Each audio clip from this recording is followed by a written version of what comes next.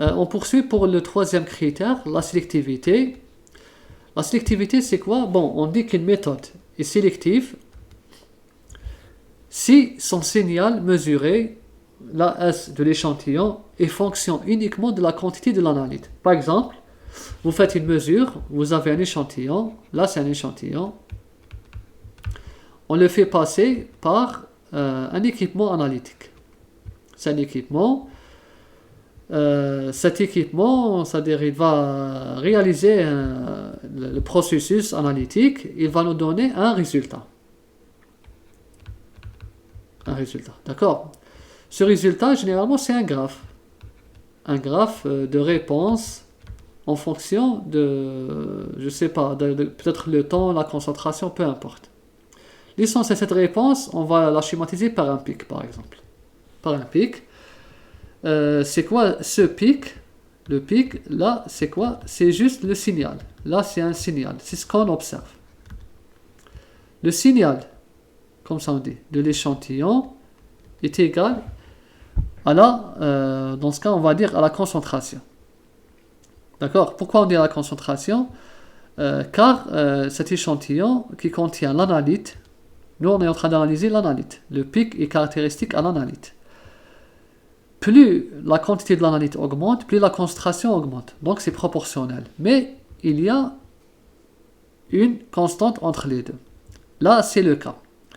Ce cas, il est important. Pourquoi? Parce que le cas, il représente la sensibilité de la méthode par rapport à l'analyte.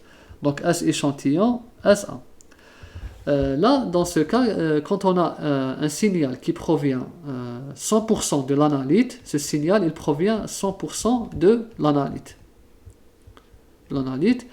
On peut dire que le K, il tend vers 1, d'accord? Dans ce cas, on dit que la méthode est très sélective. Elle est sélective.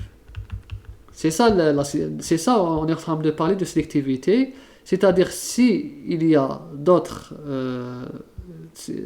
molécules dans l'échantillon, ou bien s'il y a des interférents, ceux-là ne vont pas affecter. D'accord? Il fonctionne uniquement de la quantité de l'analyte présente dans l'échantillon. Mais si des interférents sont présents, alors le signal, il devient. Voici le signal de l'échantillon, est égal à signal de l'analyte plus le signal de l'interférent. Donc ça va être KA-CA plus KI-CI. Là c'est vraiment c'est très rare. Peu d'échantillons contiennent l'analyte à 100%. Là, les échantillons, dans n'importe quel échantillon que vous prenez, un comprimé ou bien une eau de rivière, l'eau de mer, peu importe les sédiments, tout ce que vous prendrez, il y a toujours l'analyte qui vous intéresse, il y a toujours les interférents. Ce qui nous dérange. Donc là, ce qui nous intéresse et là, ce qui nous dérange. Donc en réalité, le S de l'échantillon, il est fonction du S de l'analyte plus le S de l'interférent. Bon, interférent ou bien des interférents. Il peut y avoir plusieurs interférents.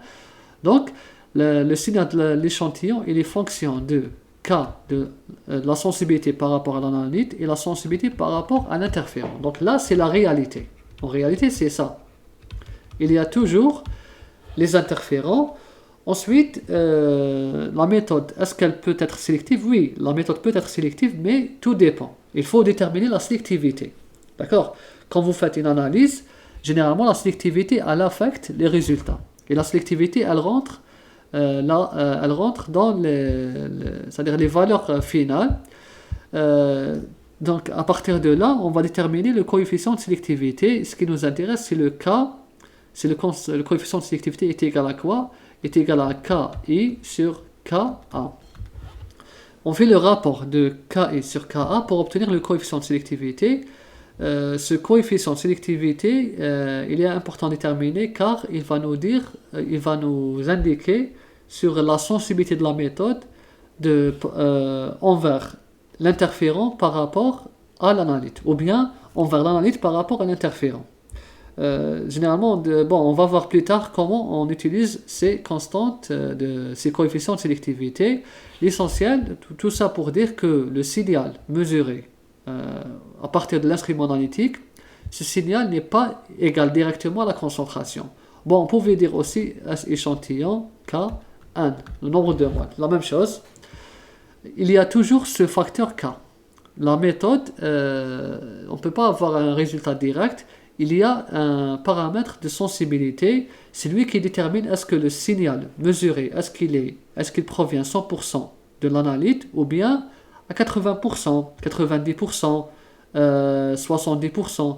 Pourquoi? Parce que les interférents ici, déjà leur nom, c'est interférent. Qu'est-ce qu'ils vont faire? Ils vont faire un effet d'écran, d'accord? Ils vont faire, par exemple, ils vont absorber une partie du signal. Vous avez un signal, il va peut-être absorber partiellement. Donc ces interférents, ils vont faire, ils vont, on va dire, absorber une partie du signal. Ils vont absorber une partie du signal. Donc, s'ils vont absorber une partie du signal, donc ils vont affecter l'exactitude. C'est l'exactitude. C'est l'exactitude qui va être minimisée.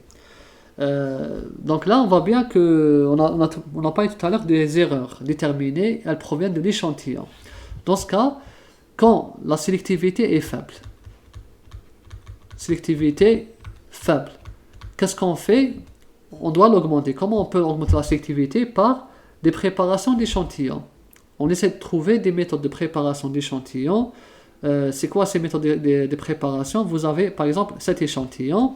Voici notre analyte. Là, c'est les analytes et il est entouré d'interférents. Il y a beaucoup d'interférents. Voici les interférents. Qu'est-ce qu'on va faire? On va proposer une méthode de préparation. Par exemple, on va proposer l'extraction en phase solide, qu'on appelle SPE. Solid Phase Extraction. Cette méthode d'extraction, qu'est-ce qu'elle va faire? Elle va minimiser du taux d'impureté ou bien d'interférents. Vous aurez à la fin ça. Et vous aurez des interférents comme ça. Vous voyez, on a éliminé beaucoup d'interférents. Et là, si on évalue l'exactitude ici, l'exactitude, elle est faible. Là, l'exactitude, après analyse, elle est grande. Donc, on a augmenté l'exactitude. Vous voyez, si on minimise l'effet de la matrice, on va augmenter l'exactitude. Donc, c'est ça les solutions. Quand vous avez une faible sélectivité, il faut développer des méthodes de préparation d'échantillons.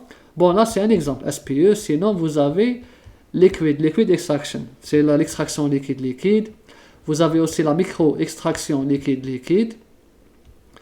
Bon, vous avez plein de méthodes de préparation.